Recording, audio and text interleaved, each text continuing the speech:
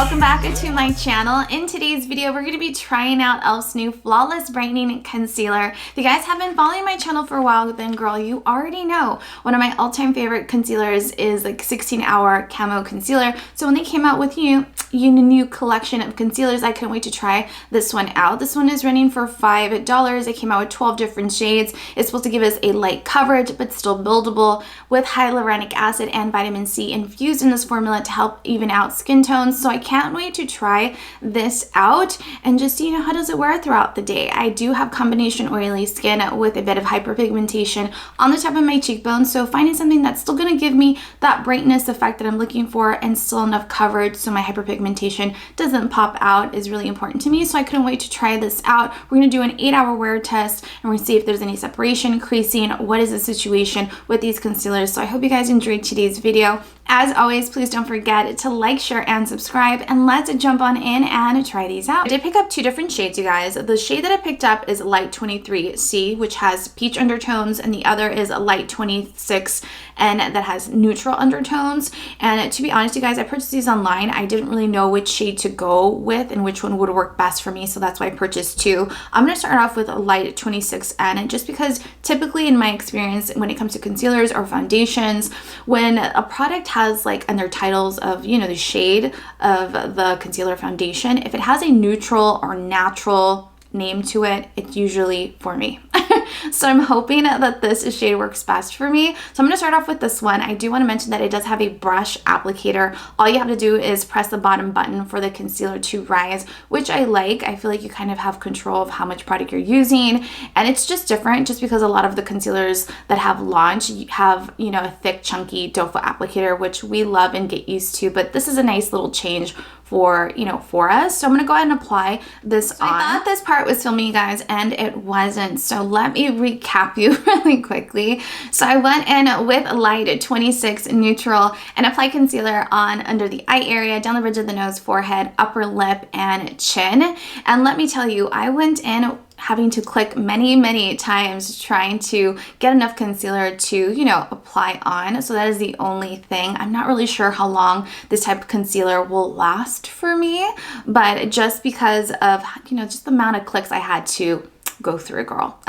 So I'm gonna go ahead and blend out my concealer. On one side, I'm gonna use my handy dandy beauty blender, and then the other side, I'm gonna use a concealer brush to blend it out, and just to see the differences of how the finishes look and how much of a coverage it's gonna give me. Keep in mind, this is supposed to be lightweight, buildable still for our liking of coverage that we're looking for. And so far, I do like the shade that I picked. I feel like it's a little bit peachy, but I feel like it's definitely gonna give me the brightness that I'm looking for. I'm gonna let this sit on my skin for it to dry a little bit, just because it does feel like the consistency of it is fairly watery, and I do want it to give me a little bit more coverage than this might give me if I just blend it out right now. Back, you guys, and give you an update on how well it worked and what are the differences that I've noticed using two different techniques.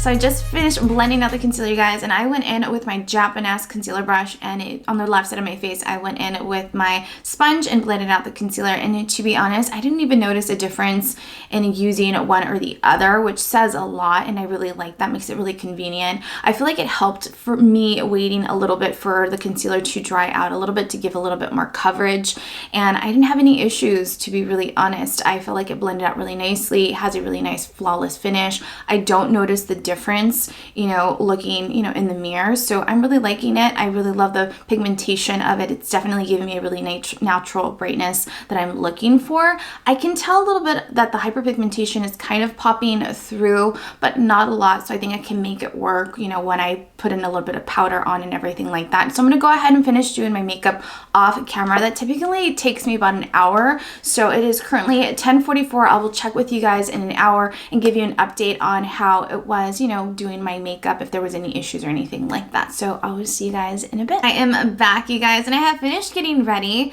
It's it's been over an hour. I won't even lie. I was getting ready. I took a phone call. I had a little bit of breakfast, and you know, it just took me a little longer to get back to you guys. But it is currently at 12:20, and I have finished getting ready.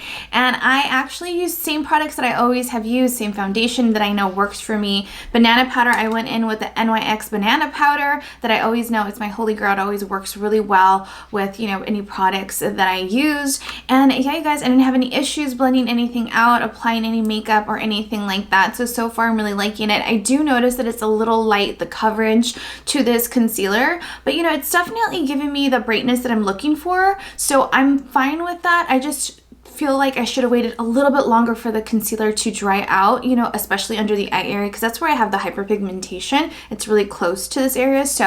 But so far I'm really liking it. It blended out really nicely. It gave me the brightness that I'm looking for. So I'm gonna go ahead and check in with you guys and do my second check-in in a few hours with you guys to give you a next update on how everything is looking. So I will see you guys in a bit. It is currently 5:52. I have worn this concealer for about 8 hours, and this is how my skin is currently looking. Granted, my T-zone area definitely looks oily, but I have combination oily skin, so I feel like that is pretty normal. I have run around, did a few errands, did laundry, cleaned dishes. So I've been in the house, and I have had the heater on in my car and the heater on at home. But you guys, to be honest, I feel like my skin looks pretty good. There has been no separation, no creasing. I have not used any powder or blotting sheets, you know, to remove any of the excess oil. I've allowed this concealer to do its thing, and I really like it. Granted, the downside to this, I feel like I'm not really sure how long this pen will last. I do love the price, $5, but I did notice that I was clicking the back of this pen so many times trying to get enough concealer to apply on my face. So I'm not really sure how long this will last, but I really do love the finish of it, and I really love the brightness that it gave, and it was really easy to blend out. And there is no fragrance to this pen. I got really close to it just trying to see if I can pick up a scent to it, and I didn't notice a scent, so I really love that. And I really love that it's vegan and cruelty-free. So if you guys have any questions whatsoever, please comment down below, ask away, and I'll do my best to answer your questions. Please don't forget to like, share, and subscribe for more videos just like this one. And you guys, I will see you all in my next video. I love you guys so much. Bye!